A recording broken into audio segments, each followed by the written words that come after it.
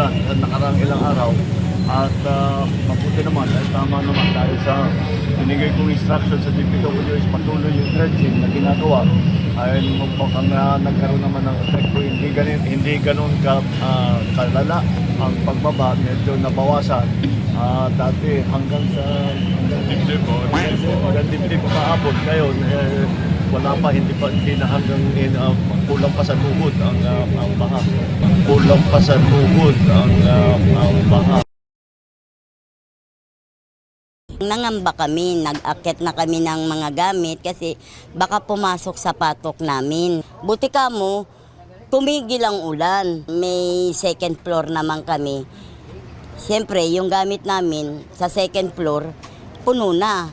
Kaya sabi ko sa mga anak ko, tignan nyo ang tubig kung mataas na. Puya talaga yan. Ayon naman kay Julius, umabot hanggang tuhod ang baha kagabi. Ayon naman kay Julius, umabot hanggang tuhod ang baha kagabi.